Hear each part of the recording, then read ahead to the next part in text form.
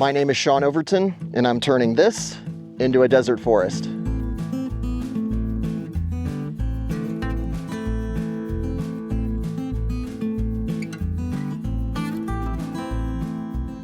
Today's episode is really special to me because this is the payoff for a lot of the work I've done for 2024, which is I have these going to seed and I don't want that. I know a lot of people are going to be upset thinking, oh, you should be keeping the genetics, but I am focused more on growth. And there's one plant that I have not had any trouble getting to grow out here, which is sorghum. And honestly, I'm not trying to focus on annuals. I want perennials.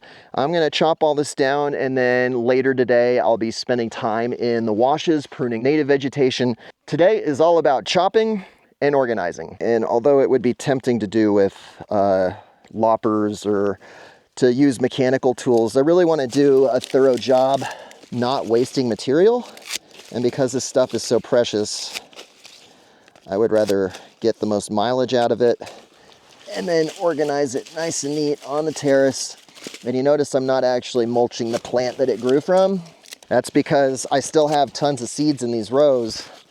I don't want to inhibit their germination. So I am intentionally cutting these kind of high. It's very unlikely that they're going to get much further growth. We almost had a freeze about a week ago, so chances of it continuing to grow are low, but you know, there's no reason to kill it on purpose.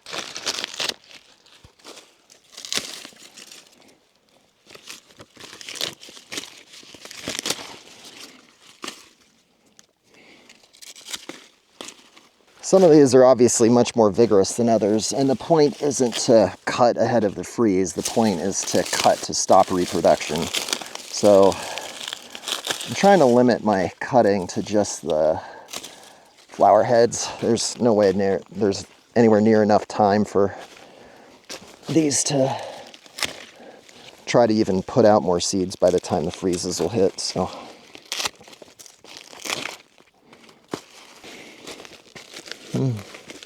Got all these mites, or flies, or I don't know what they are.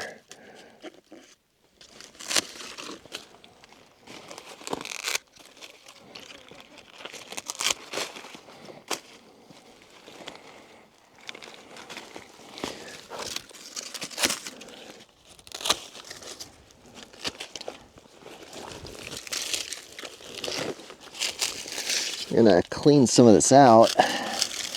It's very hard for things to germinate if they aren't seeing the sun. To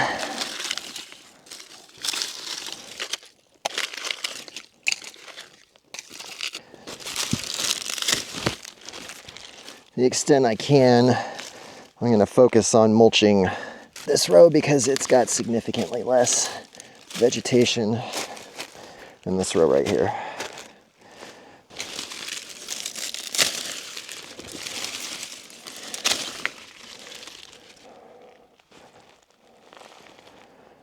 Well, this is Johnson grass. Wow, it has exploded. And I think I talked about that particular plant before. I did not plant that. That's a volunteer from Bird Droppings.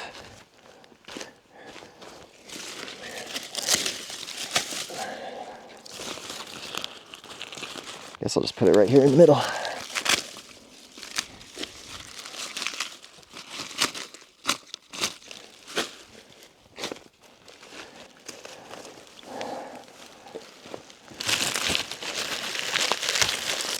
That you see there is cayenne pepper that we've started using on the terrace. The jackrabbits have figured out that this is paradise, and they've got enough food here. We don't need to encourage them.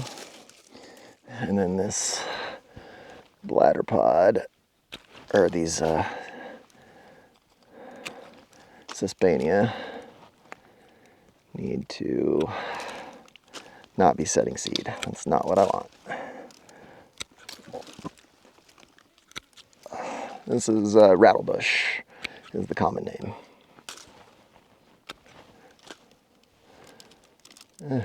I'll prune it there.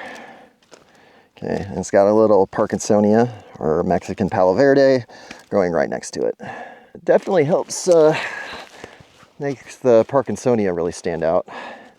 And here's a little Tina, which is obviously my favorite update to give because it's the tallest tree.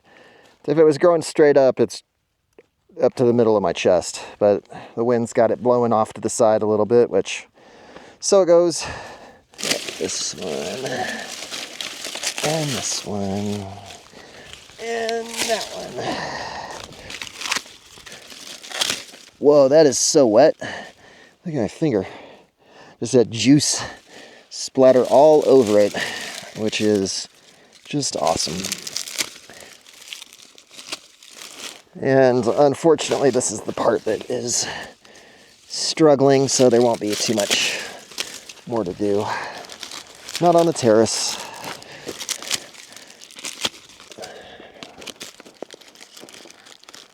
Some of the agave looks like it's doing all right. That goji bush is barely hanging on, but the mimosa and the mesquite, they look like they're goners. I know mesquite doesn't really like being transplanted all that much because of the taproot. And you probably notice the shade cloth. Some of these agave are doing okay, and then some of them were really struggling badly when we put them in, and it's because it's been unseasonably hot, which also has a lot to do with our exceptional drought, the worst drought category. So we wanted to give them every possible chance. And it's easier, instead of building a big shade structure, just to cut little pieces of cloth because of the thorns on the sides of the agave. They'll catch the cloth and they'll make it so it doesn't blow away. We've had some pretty severe wind already and the cloth hasn't gone anywhere.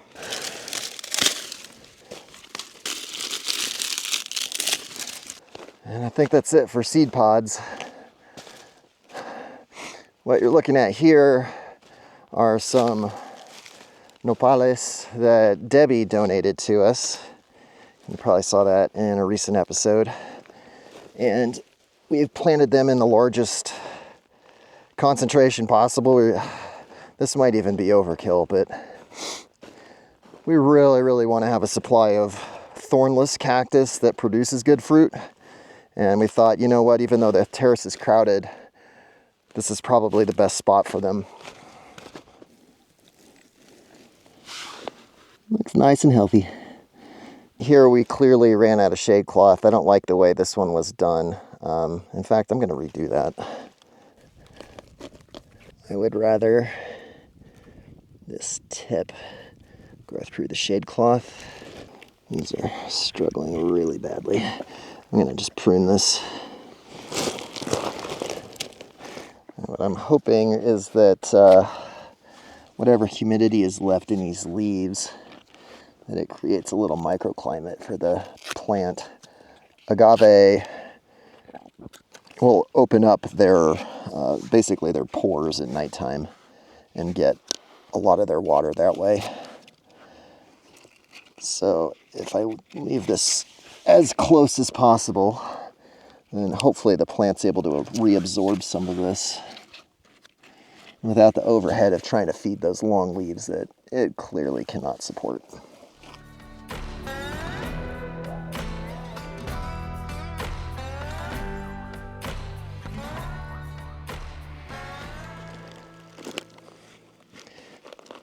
And I think that just about does it for the terrace. We'll probably be back here in 2 weeks, maybe 3 weeks when the first freeze hits, and we'll come clear all this out and get it all nicely organized on the mulch rows. But for now, time to go hit the native vegetation. David is still here from Germany, and I'm looking forward to having him help, because that means one person can operate the sawzall and the other person can run loppers, and I think we can be just a lot more efficient. We're not picking up tools constantly.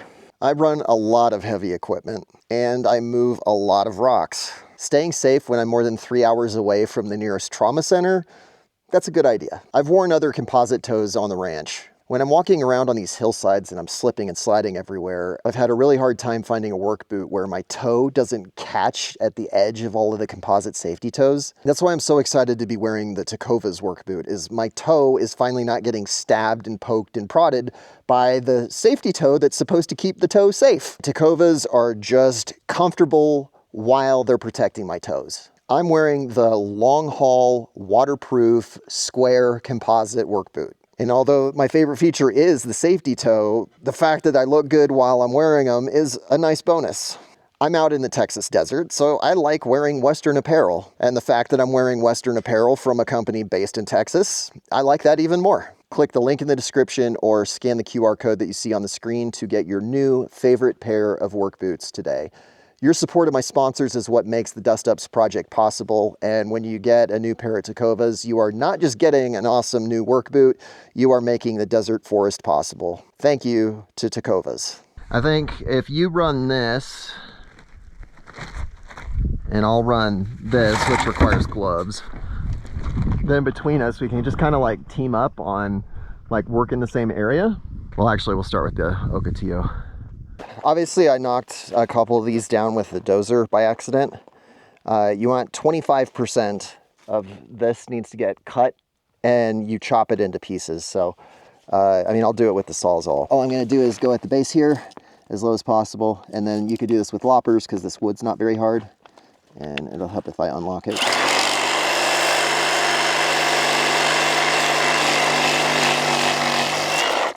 Okay, you'll just cut it into sticks about this big.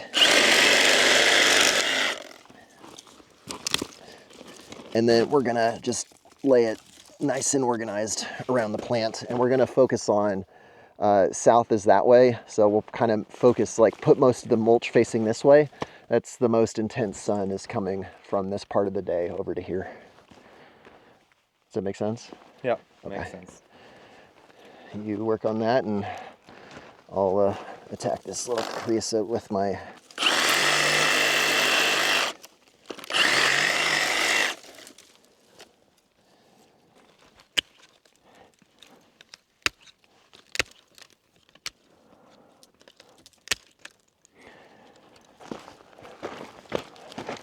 see if I have an extra pair of gloves. Do you mind if I chop all of this and then you come back and organize it so that, like, because that way I don't get poked.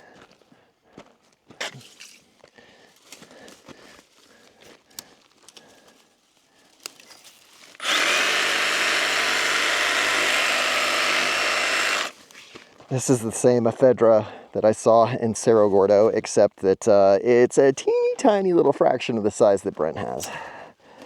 That's all right, because I'm glad to have it.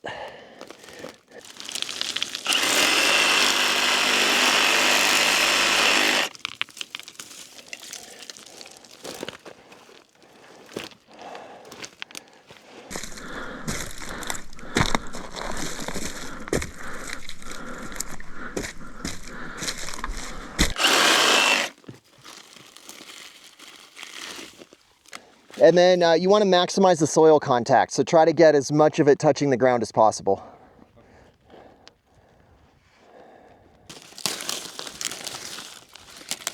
I don't know why, but ephedra is really prone to having wood die off.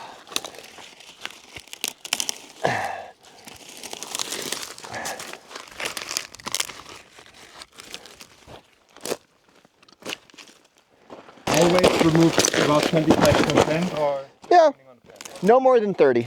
That's only for Ocotillo. For the rest, like this is this is a super weird plant. It's very unusual. For like, if you look over here, you see how I literally cut everything except for this single stem? Yeah. That's more what we want to do. Like for that plant, I intended to go back.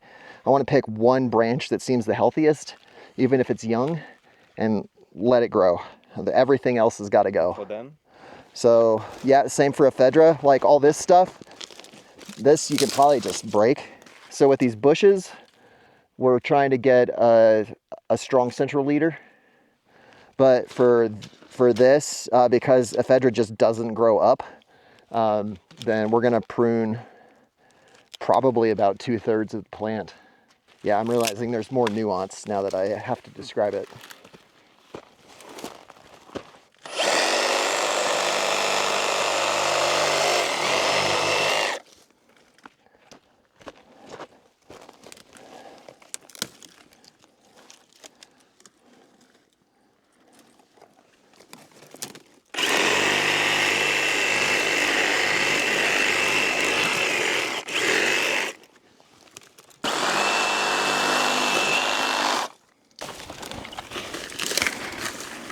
here I look for the healthiest branch, right? It's a combination of the healthiest, the tallest, the straightest. Like aggressively cut that back.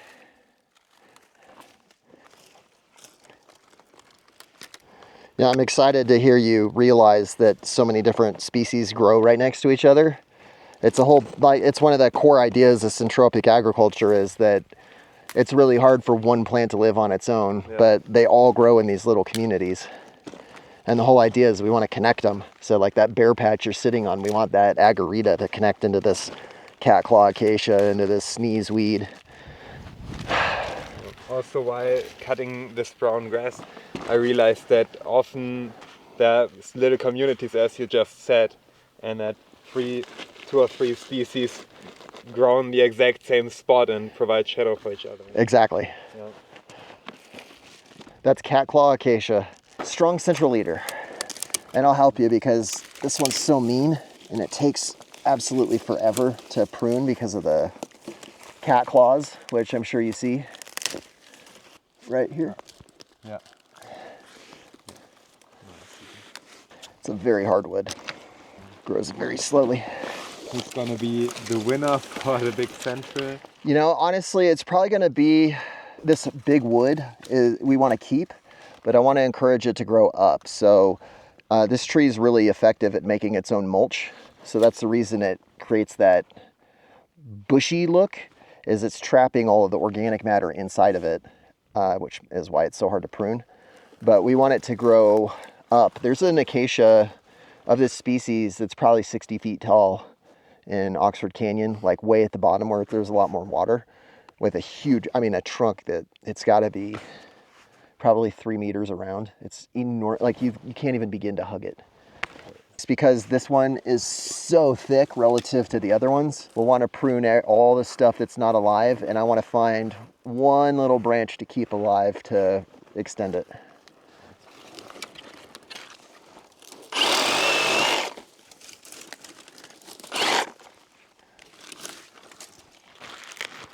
All that for maybe 5 trees.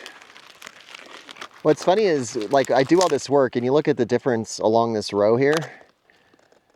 I think it looks worse when you do it, but when you come back in a year, it looks way better. Like, it certainly looks cleaner. I don't know if it looks better. What do you think? I'd say it looks worse. Yeah, like I definitely think it looks worse. Because at least it looked like it was a lot more alive before. Yeah. But this is the step backwards before you go 2 steps forward.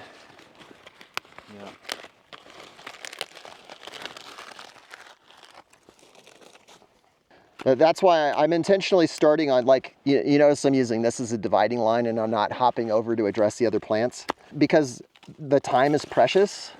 So I want to work in the best opportunity area, and the best opportunity area gets the morning sun.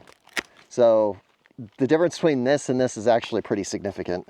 And it'll be really fun to compare because I have enough drone footage to show what this area has looked like in different times a year. Yeah. It'll be fun to compare this slope to that slope. Did you look at the drone footage yet? I did. It came out really good. Thank you. You took some shots that I don't normally take. I really enjoyed them. Thank you.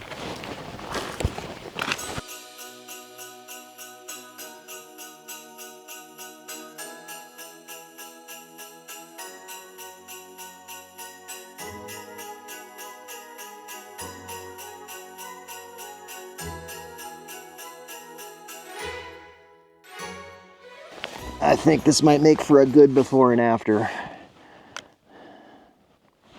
Did a couple of other errands, and Brandon's been on the dozer for 2 hours. You'll have to forgive me for all the giant noise in the background, but that just comes with running a bulldozer.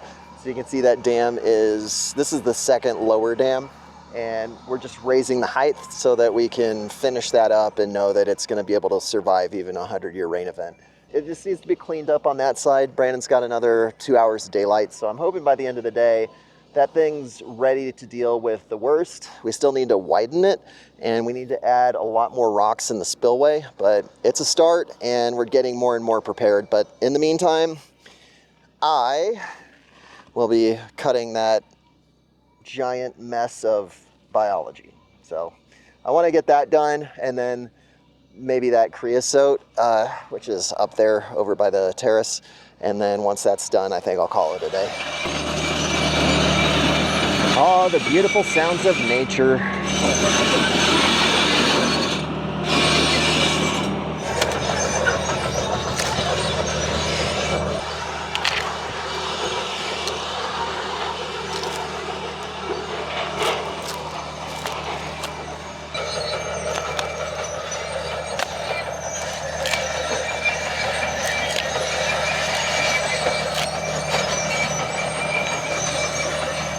This is such a mess, I can't even see.